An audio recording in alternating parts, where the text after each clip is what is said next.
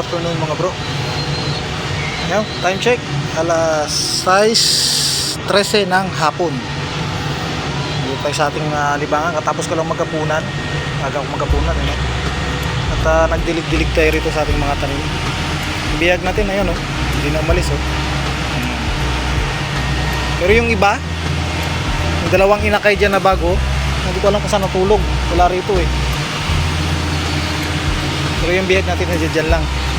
Ito lang alam yung iba kung saan nakapwesto. Wala rito. Ngayon lang tayo sumilip nito ng ganitong oras.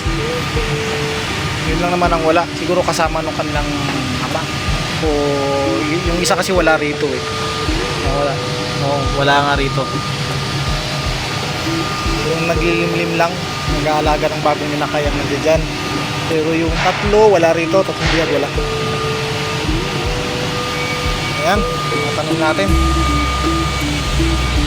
May nang-harvest na. Ayan, nang-harvest na sa ating tanglad. Wala mga purpose kaya tayo nagtanim para harvestin. Yung nga lang, hindi ko alam kung sino nag-harvest. Ayan ang ating avocado. Buhay na alright, nakalipat-lipat lang natin yan. Galing dito yan. Lipat-lipat para sulit na. Yung ating tawag dito, papaya, wala pa rin tumutubo. Pipingan natin dito. Ito papaya to dalawa na to.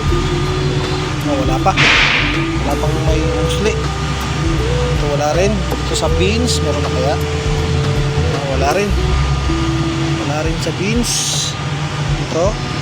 Ito meron na lapit na yan. Pero dito wala pa. Ito wala rin. Yung dilaw na Hindi na pala dilaw, puti na. Puro puti na. Nakalokbate rito. At dito naman sa baba, nakadagdag ko lang ng nutrient solution nila. Kasi nga napansin ko kahapon, nalilaw. Ayan, dilaw na. Kaya dagdag ako ng ating sitaw. Ayan, malaki na. Sitaw natin sa hydroponic. Pero sa aquaponics, ayan. Ano yung roots? Maganda na yung roots niya. Ayan dito. Maganda na yung roots nila.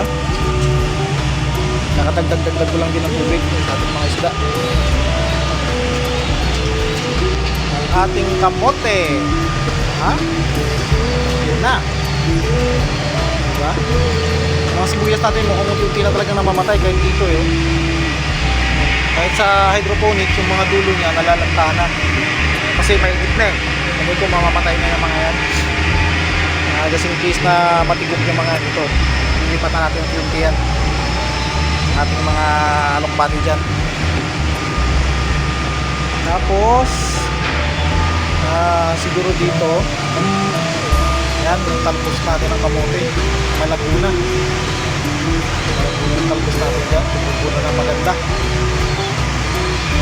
Same time ating mga tanglad yan, lalong lalago yan kasi naputulan yung isang tangkay din na malalaki. Naputol na, na-harvest na. Dito wala tayong ganong tanim dito, pamulaklak pa rin ng ating sibuyas yan. Tuloy-tuloy pa rin pamulaklak. Pag kumapal itong talbos natin, baka hatiin natin to, pahalakihin natin to. Sakupin na natin to dito para malawak-lawak yung paggagapangan ng ating kamote. Alaga natin.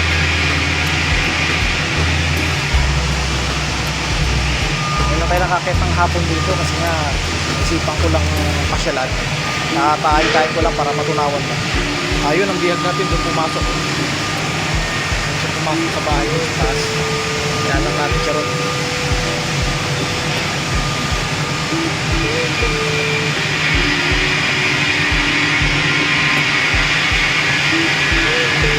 Gustong mamaris dun sa sa checker dun Gustong mamaris siguro dun sa checker. Hayaan lang natin sa dyan para masanay na sa dyan. Tapos mga isda, wala naman tayo ibang plano pa rito. Okay na siguro yung dami nila na yan. Ito na lang ang ating filtration system. Kailangan mapalitan ko ng mga clay pebbles yan or graba at uling para maging mas maganda ang filtration nyo. Ayan. Naman na ibang plano rito sa ano natin, ating libangan. Maglagay siguro ng screen dito, pinakabubong nito para hindi masyadong bugbog sa araw kung magtataginit. Sisimula na taginit eh, ramdam na. Ano pa ba? Ang kalapati natin dyan naman natutulog dyan, hindi naman umalis. Lalo na yung yung ating mga kalapati talaga, yung mga bihag lang pumupunta rito, pero doon natutulog sa loob. Yun nga pala, yung papasilip ko rin sa inyo yung bago natin na kalapati ron sa langitlog dun sa malapit sa accommodation. Okay, paksingin mo yan sa end ng video na to. Plus lang natin, may inakay na dalawa. Siguro mga isang linggo pa pwede natin lagyan ng singsing yan.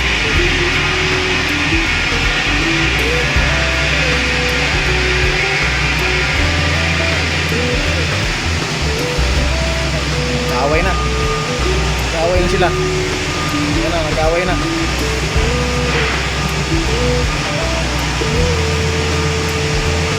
Nag-away na sila.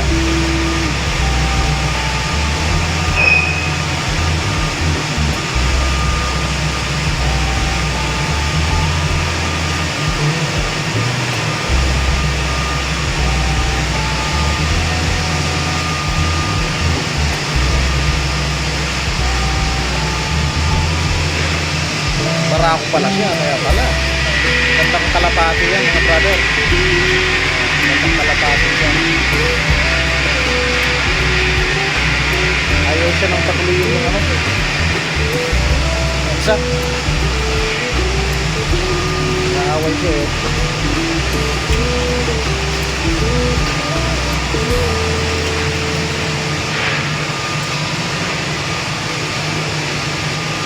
Matapang din si Barako eh, diba? Gandang kalapati rin to eh, ating bihag na to. Dito na siya, hindi na siya umalis.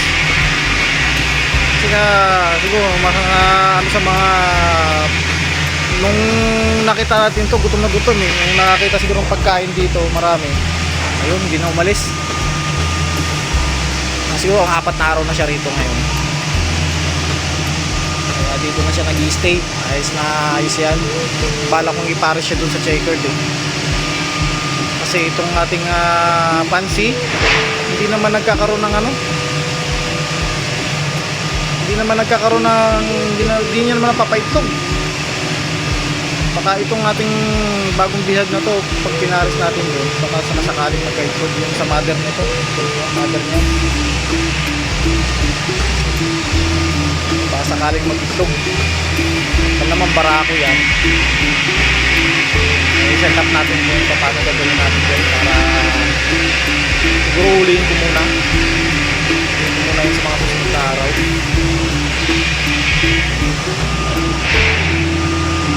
Saka ating pares mo sa isa na yun, checkered na yun, pero kailangan ko ng isang kulungan na sila lang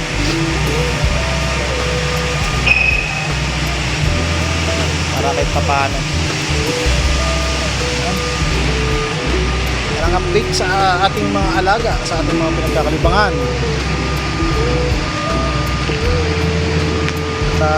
Medyo natunawan na rin ako.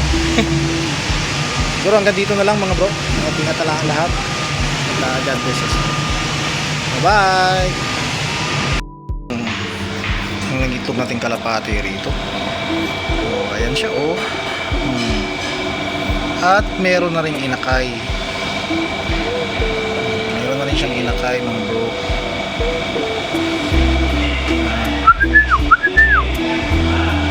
Meron na inakay yan. Kita ko kanina eh. Pinapakain niya eh. Sinusubukan niya. Ayos na ayos yan. Tayo lang natin lumaki ng bagya, tapos tsaka natin nalagyan ng singsing. Kaya pala kanina nung nagpakain ako, sabay silang yung partner niya, sabay silang nandudoon, yung pala may inakay na rin. Okay, huwag na natin istorbohin para makapagpakain siya ng maganda. Hopefully maganda rin magiging anak ng mga ito, kulay. Ayun, kita nyo magalaw-galaw yung gilid. Yan, inakay na siya, pakain niya. Abangan na lang natin sa mga susunod na araw.